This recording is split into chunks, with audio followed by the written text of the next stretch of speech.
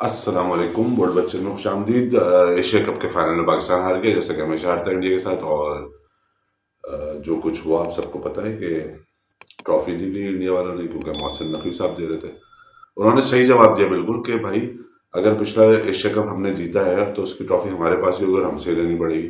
तो वो तो एक जो भी जज्बातीपन वहां पे पाया जाता है, हिंदुस्तान का जो पागलपन है, मतलब एक मुल्क जो है, उस मुल्क में हर वक्त बात होती रहती है। आईटी में यूं है हमारे, तो गूगल का सीईओ, तो यहाँ का सीईओ, तो माइक्रोसॉफ्ट का, तो इसका और उसका।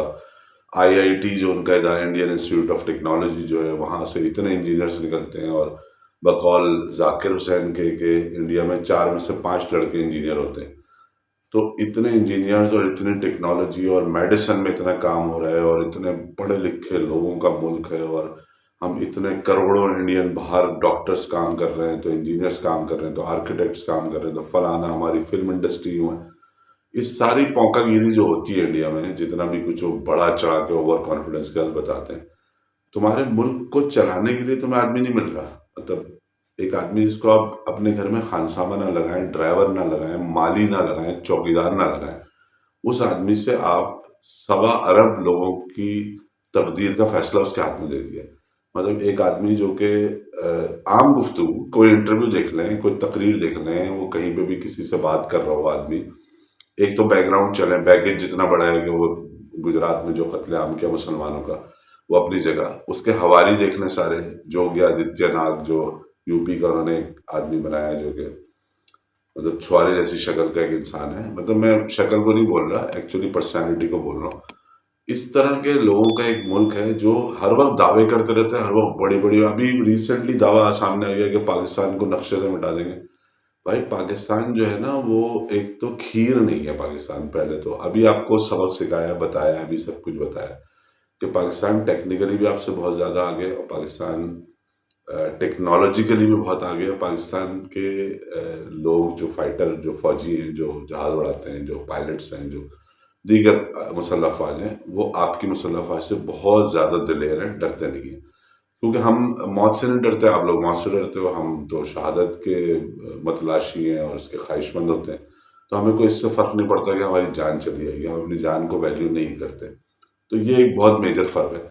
तो वो इस तरह के अब ये सारे बयान कि ये कर देंगे और क्रिकेट नहीं खेलने, तो भाई मैच क्यों खेला था तुमने?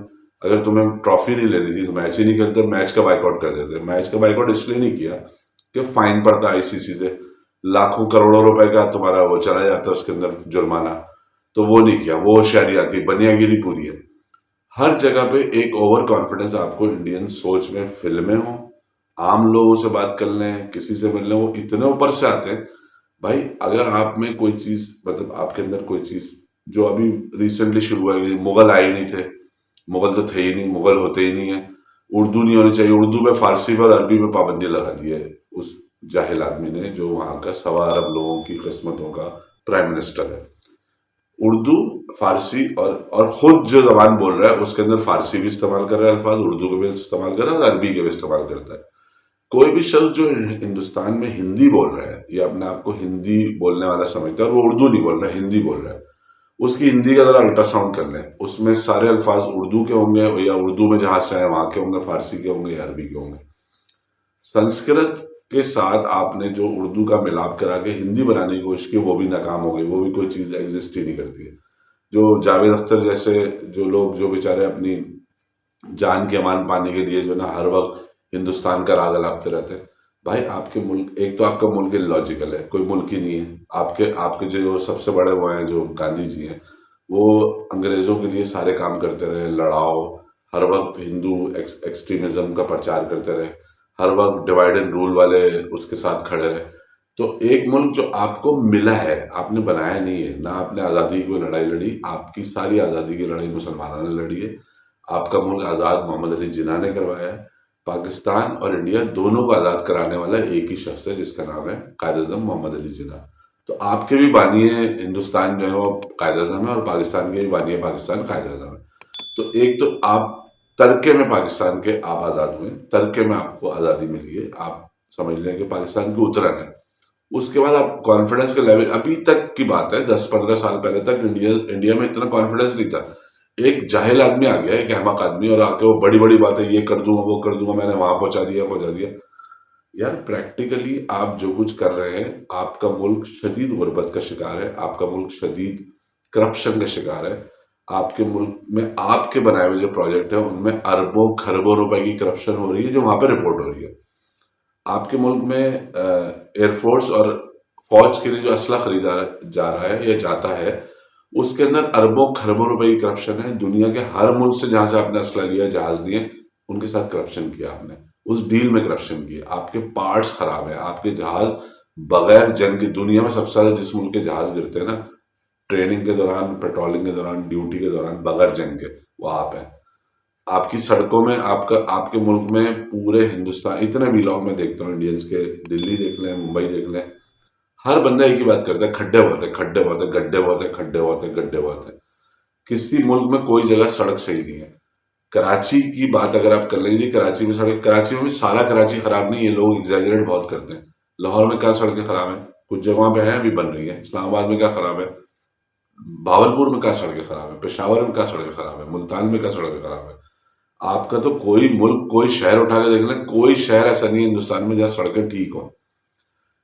इस वाली कंडीशन में आपका कर्जा हमसे ज्यादा है, आपकी एक्सपोर्ट जितना भी कुछ है वो आपको पता है कितनी है, बहुत ही मामूली, कोई ऐसा कोई खास, कोई फिनोमिनल कुछ नहीं है। आप सिर्फ एक मार्केट है, क्योंकि आप सवा अरब लोग हैं, तो कंजम्पशन ज्यादा है, चीजें खपत होती है, तो हर कंपनी वहां पहुंच जाती है। हम टूथपेस्ट बनाते हैं, हम टूथब्रश बनाते हैं, हम साबुन बनाते हैं, हम शैम्पू बनाते हैं, हम गाड़ी बनाते हैं, हम पुर्जा बनाते हैं, हम दवा बनाते हैं, ये सारी कंपनियां बाहर पहुंच जाती हैं, पहुंच गई हैं आप क्या, और वो वहां पे चीजें बना रही है क्योंकि उनको, उनकी सेल्स अच्छी होती है।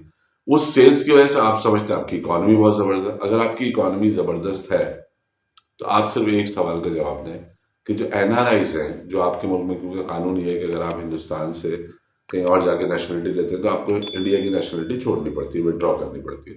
आपके एनआरआईज जो है वो कितना फ्रीक्वेंटली इंडिया वापस विजिट करते हैं, पहला सवाल। दूसरे, आपके एनआरआईज जितने भी तादाद में करोड़ों में हैं, उन्होंने कितनी प्रॉपर्टी हिंदुस्तान में ली हुई है। जो ओवरसीज पाकिस्तानी है, ये समंदर पार पाकिस्तानी जिन्हें हम कहते हैं, उनमें से उनकी फ्रीक्वेंसी देख लें वापस आने की, मतलब मैक्सिमम 2 साल में लोग पाकिस्तान विजिट करते हैं। 90% लोगों की प्रॉपर्टी पाकिस्तान में, वहां पे भी है, लेकिन पाकिस्तान में जरूर प्रॉपर्टी रखी हुई है। तो एक मेजर फर्क तो ये बहुत बड़ा मौजूद है।